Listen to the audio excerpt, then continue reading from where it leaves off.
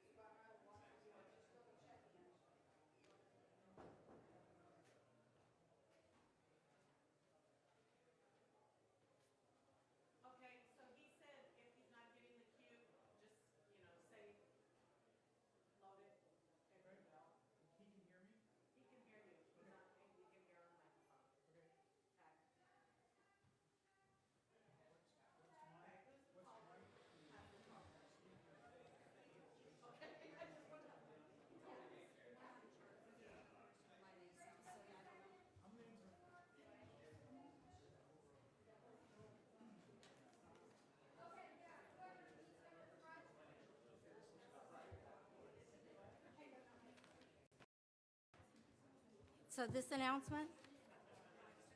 Okay, but you want this announcement? So, Dave? Dave? Hey, Scott Harriman, can you ask Dave to turn on the mic? Yeah, can you ask Scott or Dave to turn on the mic?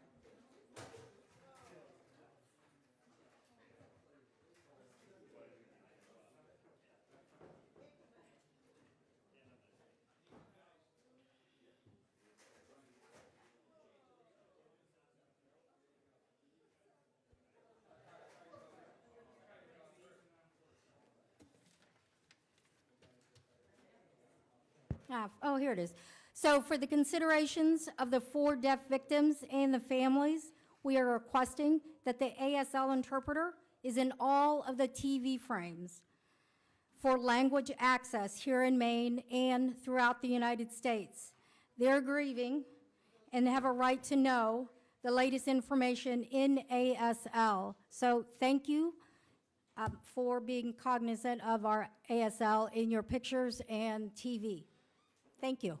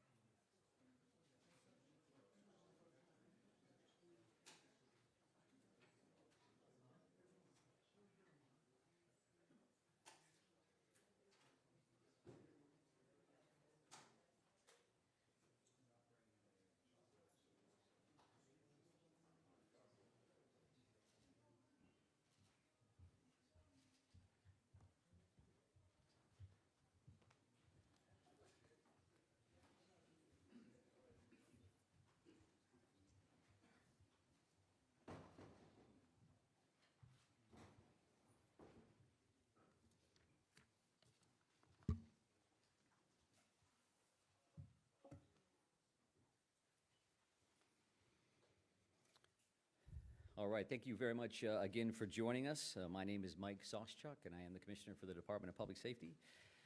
For starters, let me just say, for the consideration of the 4 deaf victims and their family, we are requesting that the ASL interpreter is in all frames for language access here in Maine and the U.S. They are grieving and have a right to know the latest info in ASL. You can see we've changed this a little bit, the kind of the setup from earlier today. And again, as we continue to evolve, right? Lots of podiums, lost our maps. The whole thing was a little bit of a mess earlier, to be quite honest. And our victims in this investigation and the people that are doing the work deserve better than that. So I would also tell you that we're kind of looking for a larger venue as well. The chains here and everything else seems to work. We're going to use some technology for some pictures here right off the bat. So I would say that, again, thank you for joining us. It's been a busy day for our law enforcement officers and our partners around the state. I'm going to give some updates from what we found, but the real primary reason I wanted to bring you back in today was we wanted to really identify the victims and show their pictures. We won't get into family backgrounds and their lineage at all, but we do want to show those pictures, give ages. I would say that the families didn't want hometowns listed. They do certainly deserve and want some privacy around these issues, which makes complete sense. And we're going to start with that component of our information simply because that's why we're here, right? This is about the victims. That's why we do what we do, and that's why we're striving so hard, and that's why you're here, because you care about them as well. So we're going to go ahead and load that behind us here on the screen. And I think Shannon Moss can also put that information out following this. Some specifics here, I would just like to note that the families actually approved these photos, sent these photos in to us for a lot of different reasons. I think some of them show a little of their character, a little of their relationships, and some other specifics. You'll just see, again, a picture, a name, an age, and then there's a couple symbols there. And we wanted to be specific enough to what location they ultimately lost their lives at. And again, thank the families for allowing us to even do this. They certainly didn't need to do that. They're working through their own struggles, and rightfully so. So I'm going to start with this and then ask for just a moment of silence before we continue on to our next agenda item. But that top left, as you see it, and that is Ronald G. Morin, 55. And I won't read the venues. You can put that all together yourself. Peyton Brewer Ross, 40 years of age. Joshua A. Seal, 36 years of age. Brian M. McFarland, 41 years of age. Joseph Lawrence Walker, 57. Arthur Fred Strout, 42. Max A. Hathaway, 35. Stephen M. Vozella, 45. Thomas Ryan Conrad, 34. Michael R. Deloria, II, 51. Jason Adam Walker, 51. Tricia C. Asselin, 53. William A. Young, 44. Aaron Young, 14, his son. Robert E. Violet, 76, and his wife, Lucille M. Violet, 73. William Frank Brackett, 48 years of age. Keith D. McNair, 64. Just have a moment of silence. Thank you.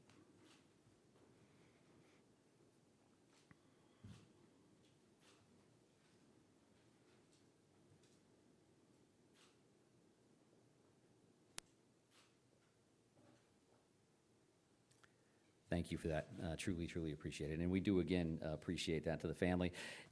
They did give us those photos. I did not, however, have any of the family members pronounce any of those last names, so certainly no disrespect intended if in any way screwed up the pronunciation. So to move on, I would also like to address the numbers of the victims that I confirmed earlier today with the number 8. And I will tell you that's miscommunication on my part. I was wrong.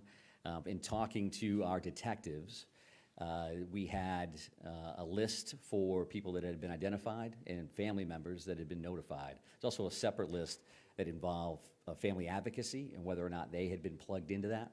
So the reality here is that all 18 of those victims, everybody that we listed here today, everybody has been identified and their families have been notified. So we were in contact with them. I would expect some more information later tonight, and I'll definitely talk about it tomorrow morning at 10, reference to Family Information Center, a new location, and some material around that, exactly what services will be available at that particular time. But I definitely wanted to make sure that I correct that mistake from earlier. So several other updates from this morning's briefing. I know that Shannon has sent along the aerial maps that we showed or tried to show here on the board, so you have received those. I also think that we had, and Shannon has corrected this as well, but the Pejubscot boat ramp, the proper name there was the Paper Mills Trail and Miller Park Boat Launch. The address was correct at 501 Lisbon Street. Pejubscot is a little bit further down the river, apparently, and we certainly like and appreciate everybody working with us to make sure that we had the proper location, the proper terminology for that. And other additional updates, the boat launch search of the river, the Androscoggin, they're still out there right now, and they'll be there as long as they can based on the light. And as we mentioned earlier, we're talking about sonars and grid searches and things of that nature. That's time intensive. It's taken them a while to work through there. They want to make sure they do it right. So we're not going to finish that search this evening. I would be surprised if you ever saw divers in the water overall. But tomorrow we'll have additional dive resources available to us from out of state, as well as some additional in-state teams. So again, we'll discuss that a little bit at 10 o'clock tomorrow. But no surprises. We expect that to go over, and that we'll have some assets there tomorrow. They did a bunch of flyovers this morning, as I mentioned. They did the sonar searches, some side, some ROV, and we'll be back on that tomorrow. The bar scene itself, they continue to do their on-scene investigation there, as well as at the bowling alley. They did check those wood lines. They may be back in there tomorrow as well, but that is progressing as expected. And I think another major piece of updates for you now is to talk about the shelter-in-place order and where that's going effective immediately. And I'm not a big reader of orders, but I think this is important that you hear this directly from a couple different sources. We're going to put out a release. There's going to be a cell phone geofence release to some folks. We've used that a couple times already during the active shooter as a warning and otherwise. But the shelter-in-place order is rescinded, except hunting is prohibited in the towns of Lewiston, Lisbon, Bowdoin, and Monmouth, beginning Saturday, 10/28/24, until further notice. The state police continue to search in Lewiston, Lisbon, Bowdoin, and Monmouth for the suspect, Robert Card, and recommend individuals remain vigilant. Businesses may choose to open or remain closed.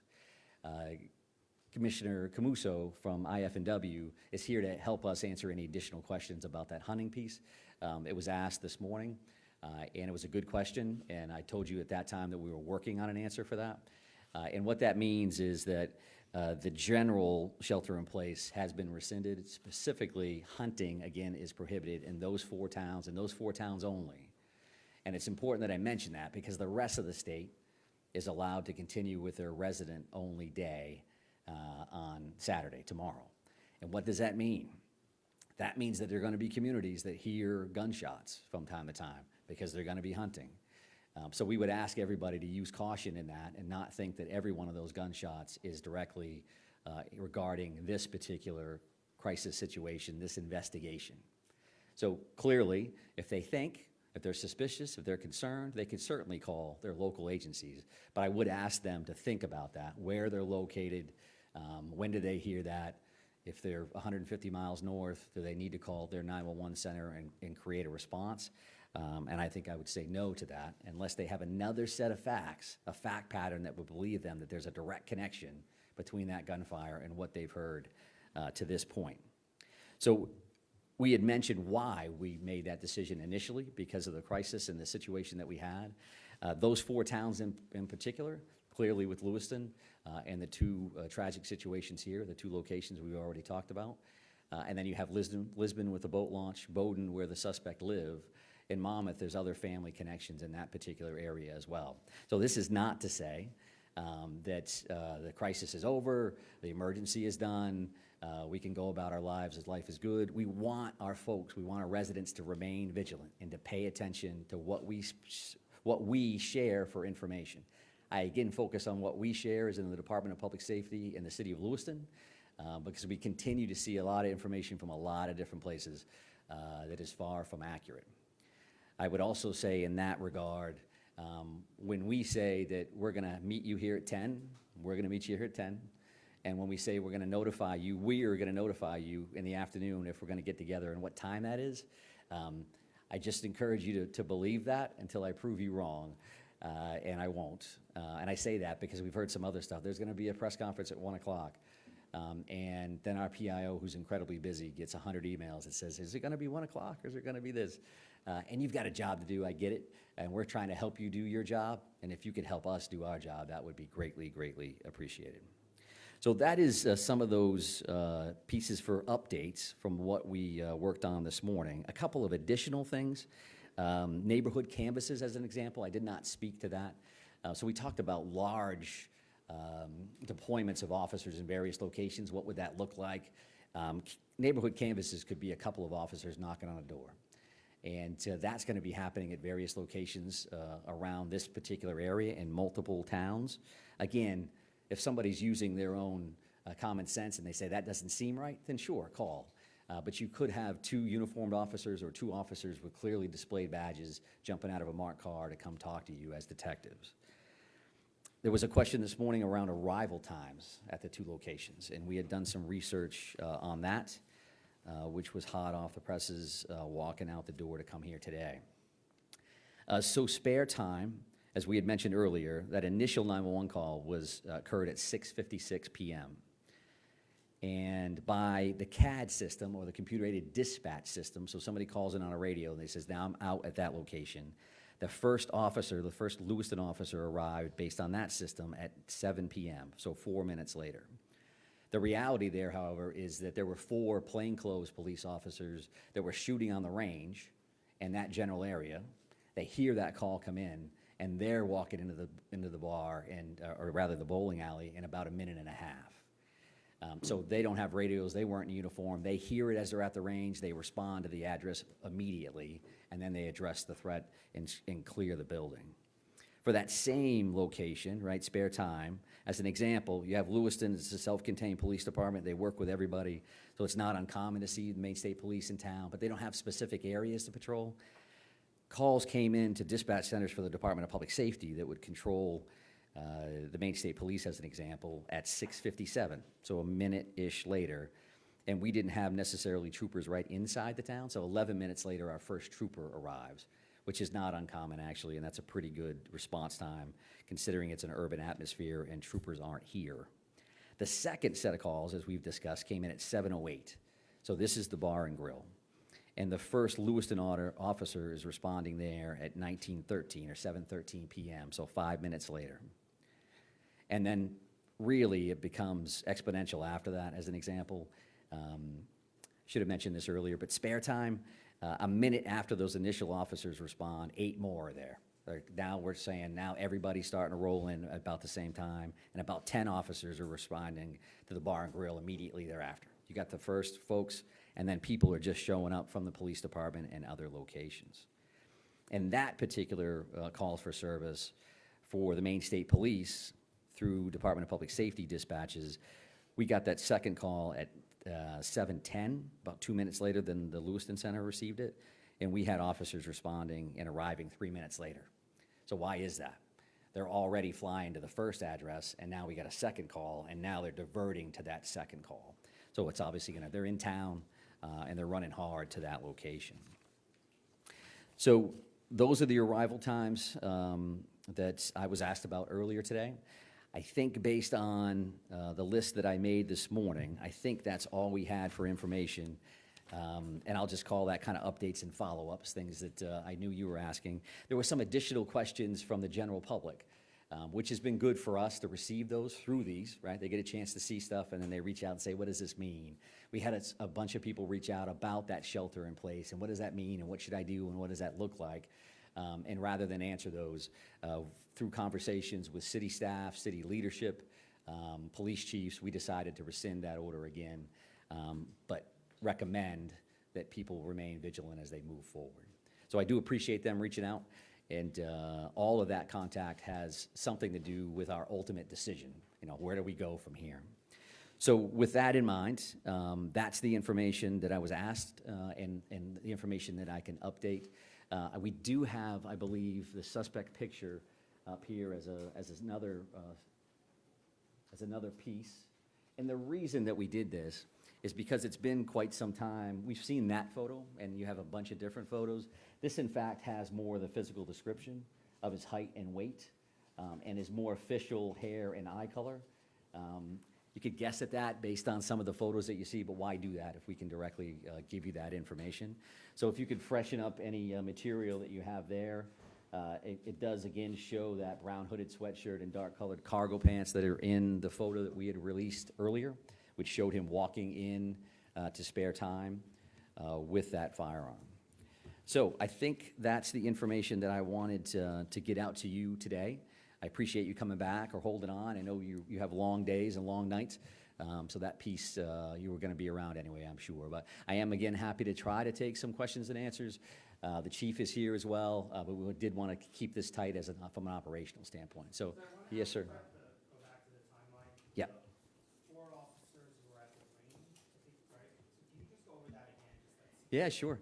So officers are required to qualify a certain number of times a year, right? So in this particular instance, the officers are in plain clothes. They're shooting at a range right around the corner. The call comes in, they hear that, and they're going to respond, which just speaks to when these things happen, everybody's going. You could be a detective, the chief's bailing out of the station, you could be wherever, everybody goes. So being Lewiston officers, they go, we know where that is. Everybody gets in the car and they immediately go to spare time, to help in any way they can, not knowing that in fact they're gonna be the closest there and the first out. So that cuts almost 2.5 minutes off the original or the initial uniformed police officer's response. And that's not uncommon from a police standpoint. Sometimes you got months where you're thinking, boy, I'm right around the corner when all this stuff happens. And sometimes I'm on the other side of the city when other stuff happens. We're very, very lucky that the officers were that close, because I think you save lives with time responses. And in an urban atmosphere, depending on where everybody is and how busy the night is, that response could have been much longer than that. Yes, sir. Have there been any credible sightings of the suspect by either law enforcement or the public since the shooting took place? Yeah, so we have, again, 530 plus tips and leads that have come in. Some of those have been sightings, some of those have been, and I would say as simple as, but hey, I've got a vacant house that's in this location. I own a barn that I'm afraid to go to. There's something over here that concerns me. So those things run the gamut. And I'm also going to use that opportunity that the FBI supervisory agent in charge, Jody Cohen, who has been with us during these press conferences, we gave that digital video information out this morning. There's already well over 100 entries in that system. So that means you're putting that information out, and the general public is grabbing hold of that, wanting to be involved, and sending that information in. So I thank you for that, and we certainly thank the FBI for their assistance with that kind of material. So we've got all kinds of, somebody may say, Has law enforcement seen him in the last 2 days? we have not. Law enforcement has not seen him in the last 2 days. But again, in that stack of that 500 plus, you may have somebody that says, hey, we see somebody that looks like that. So we have not, but go ahead, ma'am. Can you confirm that the note found at the suspect's home is a suicide note? Does that have something to do with lifting the sheltering place? Yeah, I cannot, and I'm not going to speak to the note itself. I acknowledge the fact that a note existed this morning, but I'm not going to get into exactly what it contained. But, sir? Sir, you said that the officers, plainclothes officers who responded, addressed the threat, cleared the building. Can you explain what happened there? Sure. When I say address the threat, they're going in the door addressing an active shooter. So they're going in prepared to do whatever they need to do to make that scene safe. On that particular time, the suspect is no longer there. They're going in as if they were. So the first thing you do is you go in and clear that location, make sure it's safe, and then you start working with victims and triaging people and trying to make sure that you're getting additional units there as fast as possible. So, yes, sir. I wonder if when the officers arrived at the second scene, the suspect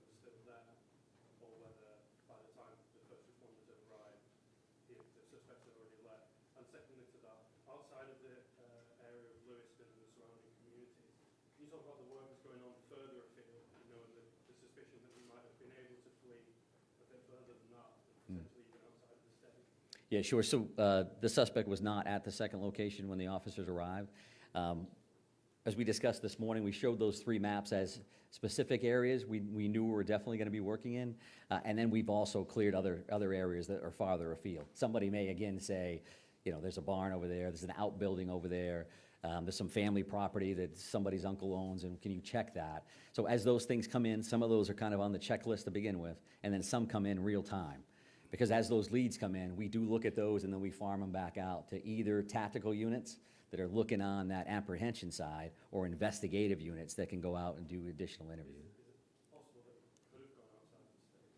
Well, at this point, you know, we are cognizant of all possibilities. We're not closing off anything because we want to make sure that we're being as comprehensive as we can with these particular searches. Yes, ma'am? We noticed earlier there was extensive law enforcement presence in Borden, Maine. What can you tell us about what that was about? In what town? Durham, Maine. Durham? Okay, yeah. So, and that's a situation where I heard that on the radio. Somebody had reached out to say that somebody may ask that question today. So we did look at that. There was a location there on a street in Durham where there were 2 911 hang-up calls. 911 hang-up calls happen on a regular basis. Depending on where they are, you may go, okay, wait a second. And then we had a second call. And then there was a sheriff's deputy that responded to the scene and then ultimately did not answer their radio, right? So you go 911 hang up, okay, wait a second, the officer that responded is not talking. That could be for a lot of different reasons. Again, based on the circumstances, we're certainly concerned about something like that. So officers did respond, made sure that he was safe, the scene was safe, and they moved on. So there was no direct connection to the suspect in this scenario, at least in today's call for service. Yes, sir. Have you at this point secured or gone to all the residents, every place where he had lived previously? Have you gone to each one of those homes? And additionally, at this point, have you executed all available search warrants? Search warrants at the houses, at his Yep. car, social media, electronics. Have you put all of those search warrants in, or there's still others? There's still a lot of work to be done around the search warrant side of the house, just based on workload alone. I don't know, however, you know, have we searched every house that he's had over the last amount of time? Certainly the ones that most recent. There's a Bowdoin connection, which caused a bit of a stir last night. That was a location we were concerned about. You know, our reality from a homicide investigation, as an example, 10 years ago, 15 years ago, you may have done 1 or 2 search warrants. Based on electronic devices and everything else, you could do up to 30 search warrants on one. So this kind of situation, clearly there's going to be a lot of affidavits, a lot of work to be done around that. So we're working with the U.S. Attorney's Office, the Attorney General's Office. Federal entities are assisting with these warrants. That's an all hands on deck. You just never know, I'm going to open this device and that's going to be the one, right? So we farmed that out to make sure we're making as much progress as possible. And I'm sorry for waiting. Go ahead. By the end of this weekend, temperatures are supposed to plunge in the area. How is that going to complicate the search, or are you hoping this actually might help investigators and be a problem for your suspect? Yeah, so I think that goes in 2 different directions, right? We certainly have a lot of resources coming for the river tomorrow, because it would be nicer if it's sunnier, you can get a better look into the water. So that's one angle. If it's colder, there's an argument to be made that your thermo style of equipment, where you're looking for body temperatures or heat signatures, may work better in that scenario. So it does definitely vary. If it's cold for the suspect, it's certainly cold for our officers as well, and all those different things. We're certainly prepared and willing to do all those things, but that's where we're at. So yes, sir. Can you discuss some of the reasoning behind why you removed the shelter-in-place orders in the 4 towns where you acknowledged you're still actively searching? And secondly, do we know how many weapons Card had or has in his possession? The second question is no, I don't know how many he has or had. If there are weapons within that residence, that'll be part of the search warrant and counting those things out. And the decision to release that or rescind that shelter-in-place order is something that we've discussed internally as command staff members at the CP, and saying, okay, we're looking at pros and cons, right? We've got communities that are locked down, that are shut down.